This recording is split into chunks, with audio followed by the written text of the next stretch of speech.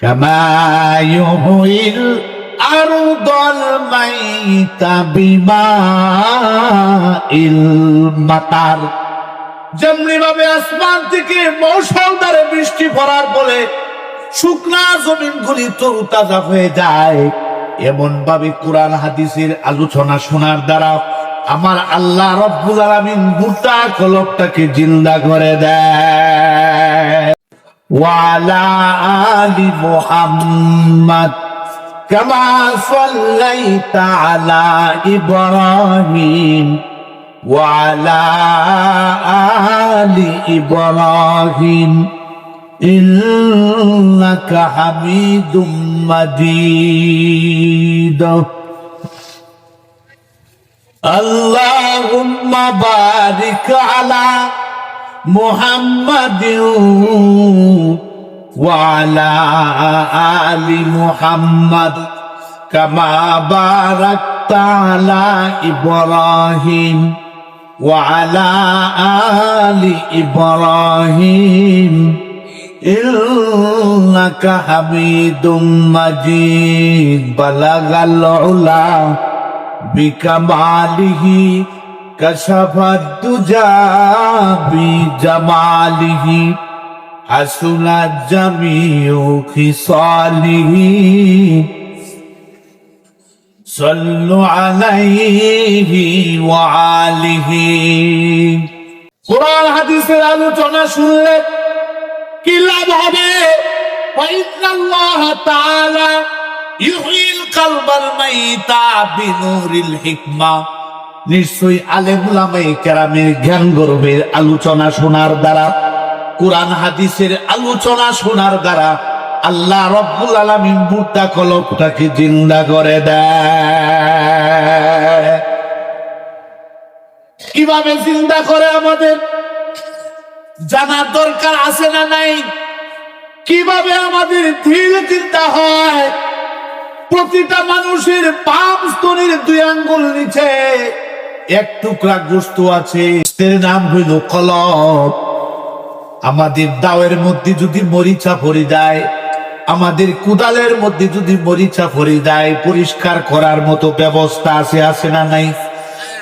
আমাদের পোশাকের মধ্যে যদি স্পট পড়ে যায়, পাঞ্জাবির মধ্যে যদি দাগ লেগে যায়, পরিষ্কার করার মতো ঔষধ আছে না নাই?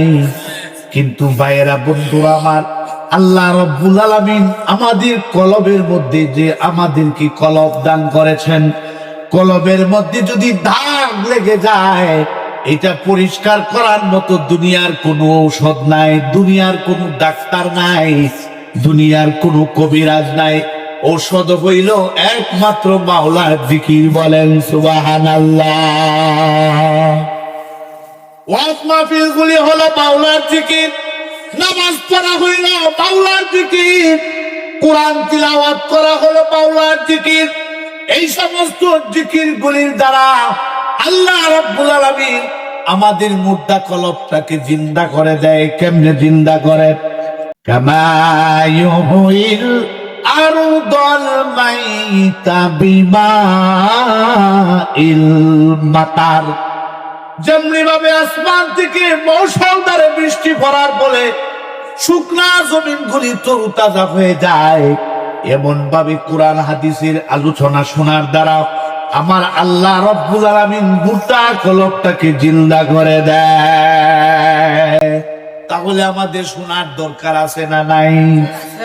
আমি আপনাদের সামনে কোরআনে কারীম থেকে একখানা আয়াত পড়েছি। নবী করিম সাল্লাল্লাহু আলাইহি ওয়াসাল্লামের অসংখ্য হাদিস থেকে একখানা হাদিস পড়েছি। ভাইয়েরা, বন্ধুরা আমার, আল্লাহ রব্বুল আলামিন আমাদেরকে পৃথিবীর বুকে দিয়েছেন, ঠিক কিনা? আল্লাহ তাআলা আবার দুনিয়া থেকে কিছুদিন খাওয়ায়া ফিন্দায়া ঘুরায়া ফিরায়া আল্লাহ পাক শিশু থেকে যুবক বানায়া, যুবক থেকে বৃদ্ধ বানায়া আবার আল্লাহ রব্বুল আলামিন আমাদেরকে দুনিয়া থেকে নিয়ে যাবে, ঠিক কিনা? আল্লাহ পাক বলছেন, আইনামা তাকুনু ইউদরিকুমুল মাউতু ওয়ালাউ কুনতুম ফি বুরুজিম মুশাইয়াদা। আল্লাহ বলেন, বান্দারে, তুমি পৃথিবীর যথাই থাকো না কেন, তুমি যদি মৃত্যুর ডরে, মৃত্যুর ভয়ে, তুমি যদি সুদৃঢ় ধৈর্যের ভিতরে, তুমি যদি লোহার সিন্ধুকের মধ্যেও পালিয়ে থাকো, সেখান থেকে আমার আজরাইল তোমাকে ধরে নিবে, এই পৃথিবীতে তোমাকে থাকতে দেবে না। কোথায় তুমি পালিয়ে থাকবা?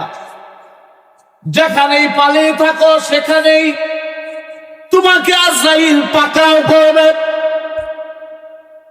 নবী করিম সাল্লাল্লাহু আলাইহি ওয়াসাল্লাম হাদিস শরীফের মধ্যে বলেন, খাত্তান নবী সাল্লাল্লাহু আলাইহি ওয়াসাল্লাম খাত্তান মুরাব্বান ওয়া খাত্তা খাত্তাল ফিল ওয়াসাতি খারিজাম মিনহু ওয়া খাত্তা কুতাতান সিগারান ইলা হাযাল্লাযী ফিল ওয়াসাতি মিন জানিবিহিল লাযী ফিল ওয়াসাতি ফাকালা হাযাল ইনসান ওয়া হাযা আজালুহু মুহিতুন বিহি আও কাদ আহাতা বিহি ওয়া হাযাল লাযী হুয়া খারিজুন আমালুহু ওয়া হাযিহিল কুতাতু সিগারুল আরাজু ফাইন আখতাআহু হাযা নাহাশাহু হাযা ওয়া ইন আখতাআহু হাযা নাহাশাহু হাযা।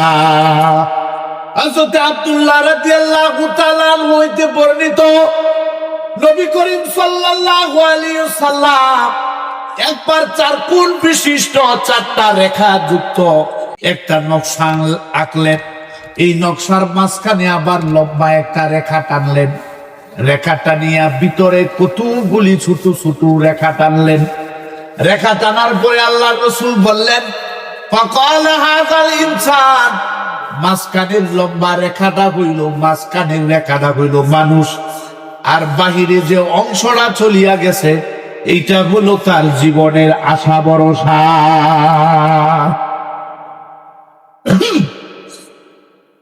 নবীজি বললেন, শোনো, এই নকশাটা হইল মানুষ, এই নকশাটা হইল, এই নকশার মাঝখানে লম্বা রেখাটা হইল মানুষ, আর বাহিরে যে অংশটা চলিয়া গেছে এইটা হইল তার জীবনের আশা। আর চাইকানি দিয়া যে ঘেরাও করিয়া রাখছে নকশাটা, এইটা হইল তার, এইটা হইল তার মৌত। এই মৃত্যু থেকে কখনো মানুষ বের হইতে পারে না, কখনো মানুষ এই মৌত থেকে বের হইতে পারে না। সে যত চেষ্টা করে, যেখানে যাইতে ইচ্ছা করে, যেখানে সে যাওয়ার জন্য চেষ্টা করে, কিন্তু সে মৃত্যু থেকে কখনো বের হতে পারে না। বলেন তো দেখি ভাইজানের আমার, একটা মানুষ যদি পালাইয়া, একটা মানুষ যদি পালাইয়া আমেরিকা যায়, সেখানেও কি সে মরবে কিনা? মরবে কিনা? আমেরিকাও যদি যা, সেইখানে আজরাইল চিনে না, চিনে না, সেইখানেও আজরাইল চিনে। সে যদি আরো দূরেও যা, সেইখানেও আজরাইল চিনে, ঠিক কিনা? চীন দেশের মধ্যে যদি যাও, সেইখানেও আজরাইল চিনে, ঠিক কিনা? যেখানে যাই পালাইবার জন্য, যত পালাইবার জন্য চেষ্টা করে, কিন্তু মৃত্যু থেকে পালায়ন করতে পারে না। এই জন্য আল্লাহ রসুল বলেন, আল্লাহ রসুল বলেন, মাঝখানের লেখাটা হইল মানুষ, চারিদিক দিয়া ঘেরাও করিয়া রাখছে তার মৌত। এই মৃত্যু থেকে কখনো মানুষ বাঁচতে পারে না। যেখানে চেষ্টা করে পালাইতে চায়, সেখানে আজরাইল তাকে ধরে ফেলে। একটা মানুষ যখন মৃত্যুর সময় হয়ে যায়, একটা মানুষ যখন মৃত্যুর সময় হইয়া যায়, ওই ব্যক্তি যদি ইমানদার হয়, আল্লাহ রাব্বুল আলামিন ডাক দিয়া কয়, আজরাইল, আজরাইল গো, আমার অমুক, আমার অমুক ইমানদার মোমেন ব্যক্তি এর দুনিয়া থেকে চির বিদায় হবে, তার মৃত্যুর সময় ঘনায় গেছে। আজরাইল, তুমি তাকে যাও, তার জানলা নিয়ে আসো। আমার এই বান্দা দুনিয়াতে বহুত কষ্ট করছে, দুনিয়াতে শীতের মৌসুমেও ঠান্ডা পানি দিয়া ওযু করিয়া নামাজ আদায় করছে, আমার এই বান্দা লম্বা দিনের মধ্যে রোজা রাখছে, আমার এই বান্দাকে তুমি গো, আমার এই বান্দাকে তুমি যাও নিয়ে আসো। আজরাইল আল্লাহর হুকুম অনুযায়ী যখন জান কবজ করার জন্য যায়, এর আগে 4 জন ফেরেশতা আসিয়া হাজির হইয়া যায়। একজন হইল আপনার আমার জীবনে যত খাবার দাবার লেগেছিল, সমস্ত খাবার দাবার পরিচালনা করেছিল এমন ব্যক্তির জন্য সে হাজির হইয়া যায়। আজরাইল আলাইহিস সালাম আসার আগে প্রতিটা মানুষের পিছনে আল্লাহ রাব্বুল আলামিন 1 জন না 2 জন না 20 জন করিয়া ফেরেশতা আল্লাহ রাব্বুল আলামিন নিযুক্ত করে রাখছেন। কয়জন ফেরেশতা? প্রতিটা মানুষের পিছনে 1 জন 2 জন না, আমার আল্লাহ রাব্বুল আলামিন 20 জন করে ফেরেশতা নিযুক্ত করে রাখছেন।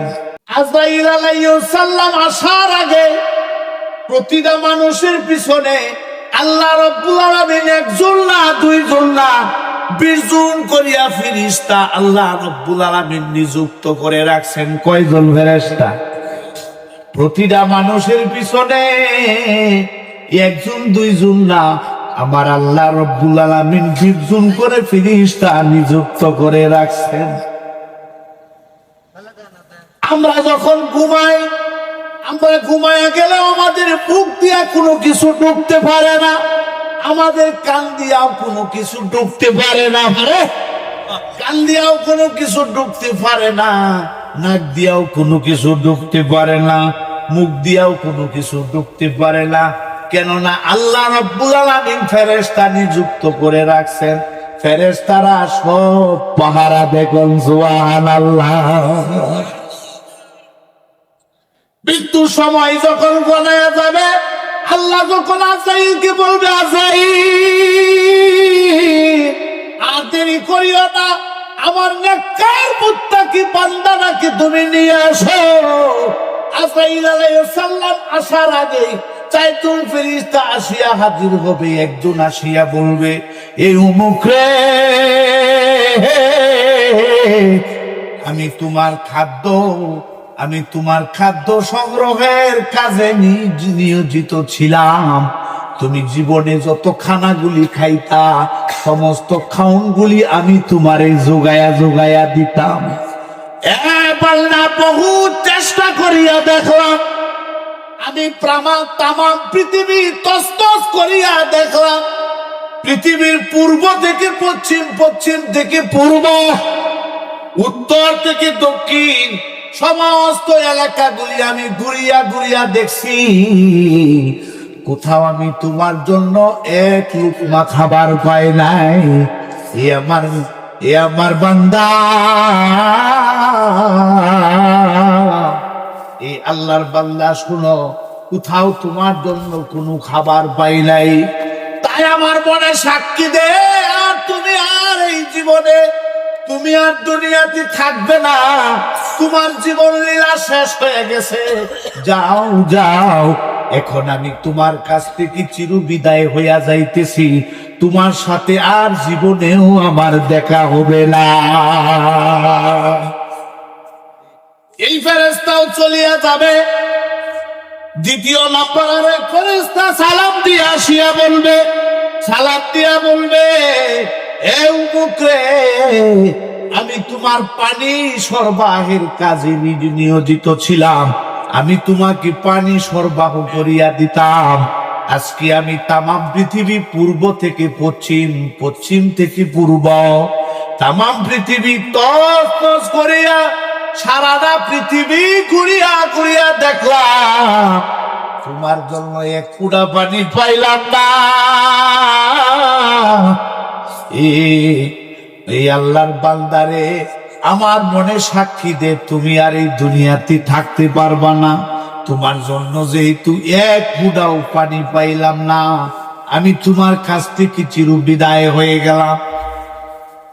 তৃতীয় নম্বর ফেরেশতা সালাম দিয়ে আসিয়া বলবে, শুনো, আমি তোমার শ্বাস প্রশ্বাস পরিচালনা কাজে নিযুক্ত ছিলাম। আমি তোমার শ্বাস প্রশ্বাস পরিচালনা করতাম। আজকে আমি তামাম পৃথিবী গুইরা গুইরা দেখলাম, কোথাও তোমার জন্য একটু শ্বাস পাইলাম না। এই আল্লাহর বান্দারে, আমি তোমার কাছ থেকে চিরবিদায় হয়ে গেলাম, আমি তোমার কাছে আর আসতে পারবো না। 4 নাম্বার ফেরেশতা আসিয়া ডাক দিয়া বলবে, এ আল্লাহর বান্দা শুনো, শুনো এ আল্লাহর বান্দা, আমি তোমার সময় নিযুক্ত করার কাজে আমি নিয়োজিত ছিলাম। আমি বহু চেষ্টা করলাম তোমার সময় কাজে, কিন্তু আমি কোথাও তোমার জন্য একটু সময় পাইলাম না। আমার মনে সাক্ষী দেয় তোমার এইটাই দুনিয়ার শেষ মুহূর্ত, আর তুমি দুনিয়ার মধ্যে থাকতে পারবা না। এক্ষুনি আজরাইল আলাইহিস সালাম আসিয়া হাজির হবে। ভাইজানেরা আমার, গভীর মনোযোগ দিয়া শুনতে হবে, না হয়তো বুঝবেন না, আউলা জাউলা লাগবে। প্রিয় ভাইজানেরা আমার, এমন ভাবে 4 জন ফেরেশতা, যখন দায়িত্বশীল 4 জন ফেরেশতা চলিয়া যাবে, এবার আজরাইল আলাইহিস সালাম আসিয়া জান কবজ করার জন্য হাজির হবে। আজরাইলের সাথে নেককার হইলে একদল ফেরেশতা থাকবে, তাদের হাতের মধ্যে সবুজ বরণের রুমাল থাকবে, এই রুমালের মধ্যে আতর গোলাপ লাগানো থাকবে। আর যদি বদকার হয়, বদকার হইলে তাদের হাতের মধ্যে তামার কুড়া থাকবে, আগুনে প্রজ্বলিত তামার কুড়া থাকবে। আজরাইল আলাইহিস সালাম যখন ওই ব্যক্তির কাছে আসিয়া হাজির হবে, আজরাইল শুধু না বড়, একটু কম, শুধু না বড়, আল্লাহ রাব্বুল আলামিন 4 জন ফেরেশতাকে সবচেয়ে বড় করিয়া বানাইছে, সবচেয়ে বড় করিয়া। হযরত আজরাইল আলাইহিস সালামকে আল্লাহ রাব্বুল আলামিন এত বিশাল বিশাল করিয়া বানাইছে। হাদিস শরীফের মধ্যে আছে, তামাম পৃথিবীর পানি, তামাম পৃথিবীর সাগর নদী নালা সবকিছু, খাল বিল এবং বালুর মধ্যে আমরা টিবল গাড়লে যত পানি আছে, ওইখানেও তো পানির স্তর আছে, আছে না নাই? সমস্ত পানিও যদি আজরাইলের মাথার মধ্যে রাখা হয়, এক ফুটা পানিও জমিনে পড়বে না।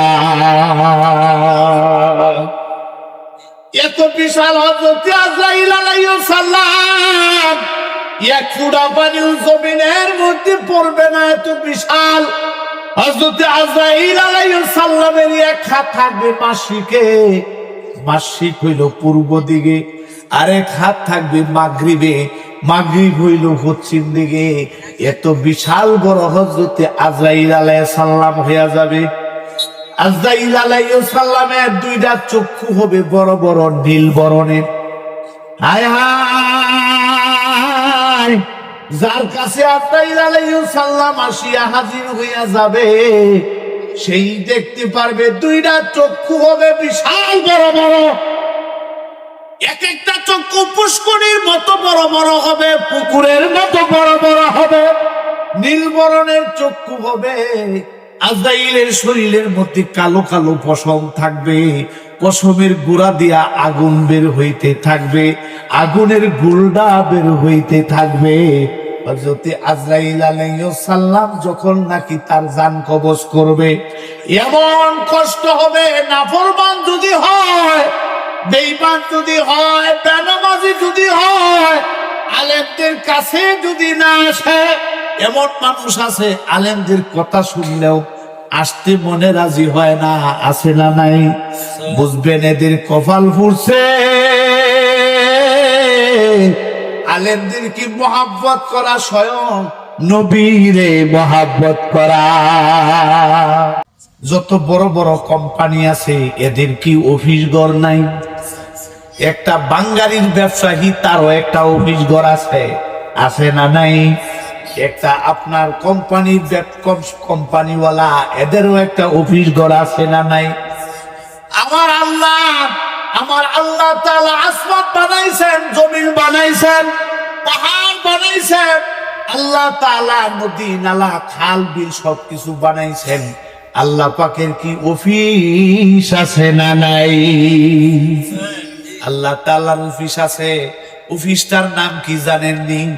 আল্লাহ তাআলার প্রধান একটা অফিস আছে। এই অফিসের নাম হলো আরশে আজিম। প্রধান একটা অফিস, অফিসের নাম কি? আরশে আজিম। আল্লাহ রাব্বুল আলামিনের দ্বিতীয় নাম্বার আর একটা অফিস আছে। অফিসটা হইল 7 আসমানের উপরে। এই অফিসের নাম হলো বাইতুল মামুর। আল্লাহ রাব্বুল আলামিন বলে, ফেরেশতারা আমার প্রধান অফিস থেকে টাক সোজা 7 আসমানের উপরে বাইতুল মামুর হইল আমার দ্বিতীয় নাম্বার অফিস। আমার দ্বিতীয় নাম্বার অফিসের মধ্যে আসমানের যত ফেরেশতাগুলি আছে, এই সমস্ত ফেরেশতাগুলি আমার দ্বিতীয় নাম্বার অফিস বাইতুল মামুরের মধ্যে গিয়া ইবাদত বন্দেগী করে। যারা একবার ঢুকে আর কিয়ামত পর্যন্ত ঢুকার কোনো পারমিশন নাই। এমন ভাবে দিন রাত্রি 24 ঘন্টায় ফেরেশতারা ঢুকতাছে আর বের হতেছে। কিয়ামত পর্যন্ত এমন ঢুকবে আর বের হবে। আল্লাহ রাব্বুল আলামিন বলে, আমার ফেরেশতারা শুনো, আমি দুনিয়ার জমিনে আরেকটা তৃতীয় নাম্বার অফিস আমি বানাইতে চাই। তৃতীয় নাম্বার অফিসটা হবে জানোনি কোথায়? তৃতীয় নাম্বার অফিস হবে আমার বাইতুল মামুরের টাক সোজা জমিনের মধ্যে। তৃতীয় নাম্বার অফিস হবে, তৃতীয় নাম্বার অফিসটার নাম হবে কাবা। এটা হবে দুনিয়ার মানুষের জন্য কাবা। আল্লাহ রাব্বুল আলামিন এই জন্য 4 জন ফেরেশতাকে নিযুক্ত করলেন। তাফসীরের কিতাবের মধ্যে লেখে, আল্লাহ রাব্বুল আলামিন 4 জন ফেরেশতাকে নিযুক্ত করলেন। হযরত জিবরাইলের হাতের মধ্যে একটা ফিলার দিল, হযরত ইসরাফিলের হাতের মধ্যে একটা ফিলার দিল, মিকাইলের হাতের মধ্যে একটা ফিলার দিল, আজরাইলের হাতের মধ্যে একটা ফিলার দিল। একটা ফিলারের নাম রাখলেন রাইহান, আর একটা ফিলারের নাম রাখলেন জাইহান, আর একটা ফিলারের নাম রাখলেন হান্নান, আর একটা ফিলারের নাম রাখলেন মান্নান। 4 জন ফেরেশতার হাতে 4টা ফিলার দিয়া আমার আল্লাহ রাব্বুল আলামিন ডাক দিয়া কয়, হে ফেরেশতারা, তোমরা একবারে বাইতুল মামুরের টাক সোজা জমিনের মধ্যে যাও। সেইখানে যাইয়া গিয়া তোমরা অপেক্ষা করো। যে গড়টা নির্মাণ হবে, এই গড়টার মিস্ত্রি হব আমি আল্লাহ। আর এই ঘরের যুগালি হইবা তোমরা 4 জন ফেরেশতা। যেই ঘরের যুগালি হয় 4 জন ফেরেশতা, কুলের প্রধান 4 জন ফেরেশতা। আর যেই ঘরের মিস্ত্রি হয় স্বয়ং আল্লাহ। এই ঘরের দাম বেশি না কম? বেশি না কম? এই ঘরের দাম অত্যন্ত বেশি, অত্যন্ত বেশি। যেই বেশির কোনো সীমা নাই, শেষ নাই, ঠিক কিনা? এ ভাইয়ার বন্ধুরা আমার, এইভাবে সর্বপ্রথম কাবা শরীফ নির্মাণ হয়। তারপরে হযরত আদম আলাইহিস সালাম আবার সংস্কার করে আদম আলাইহিস সালামের নির্মাণিত কাবা শরীফ, আবার আদম আলাইহিস সালামের সন্তান শীষ নবী আবার পুনরায় সংস্কার করে। শীষ নবীর পরে আবার হযরতে নূহ আলাইহিস সালামের একটা প্লাবন হয়েছিল, একটা বন্যা হয়েছিল। বন্যার মধ্যে এবার প্লাবনে বালুর নিচে পড়িয়া গিয়েছিল কাবা শরীফ। আল্লাহ রাব্বুল আলামিন হযরত ইব্রাহিম আলাইহিস সালাম, উনার সন্তান হযরত ইসমাইল আলাইহিস সালাম, বাবা পুত্র দিয়া আবার যখন কাবা শরীফ নির্মাণ করায়, বাপে আর পুতে মিলিয়া যখন কাবা শরীফ নির্মাণ করে, ভাইয়েরা বন্ধুরা আমার, যত বড় ইঞ্জিনিয়ার হোক, যত বড় মিস্ত্রি হোক, কিছু না কিছু বালু হইলে শর্ট পড়ে, না হয়তো কিছু পাথর হইলে বাইরে যায়, নাইলে শর্ট পড়ে, ঠিক কিনা? হয়তো বাড়বো নয়তো কমবো, হয়তো বাড়বে নয়তো কমবে। এবার কিছু পাথর বাড়িয়ে গেছে, আল্লাহ সুবহানাল্লাহ। কিছু পাথর যখন বাইরে গেছে, হযরত ইব্রাহিম নবী ডেকে ডেকে বললেন, আল্লাহ, আল্লাহ কিছু পাথর বাইরে গেছে, কি করতাম গো আল্লাহ? আল্লাহ রব্বুল আলামিন বলে, এ ইব্রাহিম, পাথরগুলি তুমি নিক্ষেপ করিয়া দাও, পাথরগুলি নিক্ষেপ করিয়া দাও। নিক্ষেপ করিয়া দিলে কি হবে?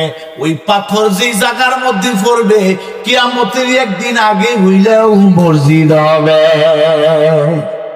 এই মসজিদের মধ্যে যারা আসবে, মান গাদা ইলাল মাসাজিদি ওয়ারাহা আ'আদ্দাল্লাহু লাহু নুজুলাহু মিনাল জান্নাতে কুল্লামা গাদা আওরাহা। বুখারী শরীফের হাদিস, নবী করিম সাল্লাল্লাহু আলাইহি ওয়াসাল্লাম বলেন, যে ব্যক্তি মান গাদা ইলাল মাসাজিদি ওয়ারাহা আ'আদ্দাল্লাহু লাহু নুজুলাহু মিনাল জান্নাতে কুল্লামা গাদা আওরাহা।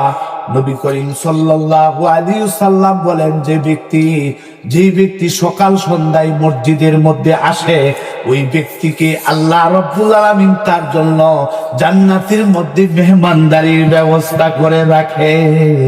উল্লামা গাদা আওরাহা, সকাল সন্ধ্যা যে কোনো মুহূর্তে সে মসজিদের মধ্যে যায়, সেই সময় আল্লাহ পাক জান্নাতের মধ্যে মেহমানদারির ব্যবস্থা করে রাখে। ভাইয়েরা, বন্ধুরা আমার, গভীর মনোযোগ দিয়ে শুনতে হবে। সকালে গেলেও সন্ধ্যা গেলেও জান্নাতের মধ্যে মেহমানদারির ব্যবস্থা করে রাখে। কন্ত দেখি জান্নাতের মধ্যে মেহমানদারির ব্যবস্থা করে রাখে। এই দেখি আমাদের দেশের খানার মতো খানা না, বালা খাও। হায় হায় হায় হায়, জান্নাতের খানার গ্রাম যদি কেউ একবার পাই, কিয়ামত পর্যন্ত যতদিন পর্যন্ত বাচ্চা থাকবে, ততদিন পর্যন্ত দুনিয়ার খাউন না খাইলেও চলবো। হায় হায়, জান্নাতের খানা। আল্লাহ রাব্বুল আলামিন যতবার মসজিদের মধ্যে আপনারা যাবেন, আসরের নামাজের সময় গেলেন, ফজরের নামাজের সময় গেলেন, মাগরিবও গেলেন, যোহরও গেলেন, এশাও গেলেন, যে কোনো মুহূর্তে যাইবেন, আল্লাহ রাব্বুল আলামিন আপনাকে জান্নাতি মেহমানদারির ব্যবস্থা করে রাখবে, জান্নাতের খানার ব্যবস্থা করে রাখবে। যতবার যাবেন ততবারই জান্নাতের খানার ব্যবস্থা করে রাখবো। সুবহানাল্লাহ, সুবহানাল্লাহ। আল কুতু ওয়ার রাওয়াহু ইলাল মাসাজিদে মিনাল জিহাদে। নবী করিম সাল্লাল্লাহু আলাইহি ওয়াসাল্লাম বলেন, সকাল সন্ধ্যায় মসজিদের মধ্যে যাওয়া আল্লাহর রাস্তায় জিহাদ করার সমতুল্য। সুবহানাল্লাহ। সকাল সন্ধ্যায় যে ব্যক্তি মসজিদে গেল, সে যেন আল্লাহর রাস্তায় জিহাদ করলো। আল্লাহর রাস্তায় জিহাদ করা সহজ না কঠিন? কথা কইন, সহজ না কঠিন? খুব কঠিন, ঠিক কিনা? তাহলে মসজিদের মধ্যে গেলে জিহাদের সওয়াব আল্লাহ আমল নামায় দেয়। আল মাসজিদু কুল্লু তাকিন, আরেক হাদিসের মধ্যে আছে, আল মাসজিদু কুল্লু তাকিন ওয়া তাকাফফালাল্লাহু লাহু লিমান কানাল মাসাজিদু লিমান কানাল মাসাজিদু। যে আল্লাহর রাসূল বলেন, মসজিদ হইল মুত্তাকিদের ঘর। প্রত্যেকটা মসজিদ গুলি হইল প্রত্যেকটা মুত্তাকিদের ঘর। বলেন সুবহানাল্লাহ। ওয়া তাকাফফালাল্লাহ, আল্লাহ তাআলা দায়িত্ব লইছেন যে ব্যক্তি মসজিদকে নিজের ঘর বানাইবে। কোন সুবহানাল্লাহ। যে ব্যক্তি ঘর মসজিদকে নিজের আপন ঘর বানাইবে, এর অর্থ কি মসজিদের মধ্যে আপনি শুয়া থাকবেন? না না না, মসজিদের প্রতি আপনার ভালোবাসা আছে, মসজিদের প্রতি আপনার মুহাব্বত আছে। মসজিদ ছাড়া আপনার ভালো লাগে না, যেখানেই যান সেখানে খালি মসজিদের কথা মনে হয়। নবী করিম সাল্লাল্লাহু আলাইহি সাল্লাম বলেন, আল ইমামুল আদিল ওয়া শাবুন নাশাআ ফি ইবাদাতি রাব্বিহি ওয়া রাজুলুন কালবুহু মুআল্লাকুন ফিল মাসাজিদে। নবী করিম সাল্লাল্লাহু আলাইহি সাল্লাম বলেন যে 6-7 দল লোক আল্লাহর আরশের ছায়ার নিচে যারা জায়গা পাবে, এর মধ্যে একদল লোক হইল ওয়া রাজুলুন কালবুহু মুআল্লাকুন ফিল মাসাজিদে, যাদের মহব্বত, যাদের অন্তরের মধ্যে মসজিদের ভালোবাসা আছে, মসজিদের মহব্বত আছে, যেখানে যায় মসজিদের মহব্বত তার অন্তরে লেগে যায়। হাই হাই, বিয়াই বাড়ির মধ্যে মন টুকে না, মসজিদের মধ্যে যায়, নিজের বাড়ির মসজিদে ঝাড়ু না দিলে ভালো লাগে না।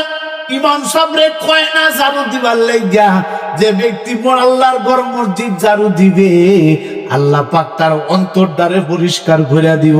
সুবহানাল্লাহ। অন্তর যদি পরিষ্কার হয়ে যায়, নামাজের মধ্যে মজা লাগবো, জিকিরের মধ্যে মজা লাগবো, ইবাদত বন্দিগির মধ্যে মজা লাগবো। হায় হায়, আল্লাহ রাসূল সাল্লাল্লাহু আলাইহি ওয়াসাল্লাম বের হইলেন, বাহিরে বের হইলেন, রাস্তার আপনাদের এমন রাস্তার মতো রাস্তার কিনারে নতুন একটা কবর দেখতে পাইলেন। কোন সুবহানাল্লাহ। হায় হায়, কবরের দিকে তাকায় দেখে কবরবাসী এমন শান্তিতে আছে, এমন শান্তিতে আছে, কবরটা নূরে নূরান্বিত হয়ে গেছে, কবরটার সাথে জান্নাতের যোগাযোগ হয়ে গেছে। কবরবাসীকে ডাক দিয়া বললেন, এই কবরবাসী, তুমি কবরের মধ্যে এত শান্তিতে আছো, তুমি কবরের মধ্যে এত আরামে আছো, তার বা কারণ কি? কবরবাসী ডাক দিয়া কয়, হুজুর, আমি দুনিয়ার মধ্যে তেমন কিছু আমল করতে পারি নাই, আমি তেমন কিছু আমল করতে পারি নাই হুজুর গো। আমার বাড়ির কিনারে একটা মসজিদ ছিল, এই মসজিদটারে আমি সময়ে সময়ে ঝাড়ু দিতাম, সময়ে সময়ে আমি মসজিদটারে ফুসাফুসি করতাম, মসজিদের মধ্যে কোনো পয়লা আমি দেখতাম পারতাম না। নবীজি এই মসজিদ আল্লাহ রাব্বুল আলামিন আমার সাথে এমন ব্যবহার করছে, আল্লাহর ঘর ঝাড়ু খুশি দেওয়ার কারণে, আল্লাহর ঘরের যত্ন করার কারণে, আল্লাহর ঘরকে ভালোবাসার কারণে, আল্লাহর ঘরের প্রতি মহাব্বত থাকার কারণে আল্লাহ রাব্বুল আলামিন আমারে চিরতরে মাফ করে দিছে।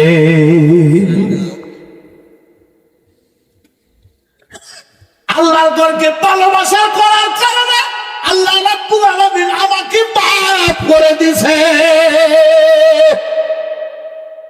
প্রিয় ভাইজানের আমার, মসজিদ তো এমনই একটা ঘর। আল্লাহ রাব্বুল আলামিন যখন ইসরাফিল আলাইহিস সালামকে হুকুম দিবে, এই ইসরাফিল তুমি সিংহার মধ্যে ফু দাও, সিংহার মধ্যে ফু দাও। ইসরাফিল আলাইহিস সালাম সিংহা নিয়ে দাঁড়িয়ে আছেন, এত বিশাল বড় সিংহা, তামাম পৃথিবীর চাইতে বড় সিংহা। কোন সুবহানাল্লাহ। তামাম পৃথিবীর মধ্যে যতগুলি মানুষ আছে তার চাইতে বেশি সিংহার মধ্যে ছিদ্র আছে। ইসরাফিল আলাইহিস সালাম সিংহার মধ্যে যখন ফুকার মারবে, ফুকার মারার সঙ্গে সঙ্গে আসমানের তারকাগুলি পড়িয়া যাবে। ওয়াইজাল কাওয়াকিবুন তাসারাত, তারকাগুলি পর্যন্ত ছিঁড়া ছিঁড়া পড়বে। ভাইয়েরা, বন্ধুরা আমার, নদীগুলি পর্যন্ত বাক বাক হইয়া যাবে, আসমান পর্যন্ত ফাটিয়া যাবে। ইজা সামা ফাতারাত, আসমান ফাটিয়া যাবে। ভাইয়েরা, বন্ধুরা আমার, ওই সময় আল্লাহ রাব্বুল আলামিন বলবে, হে মসজিদ, তুমি কেন ধ্বংস হওলা?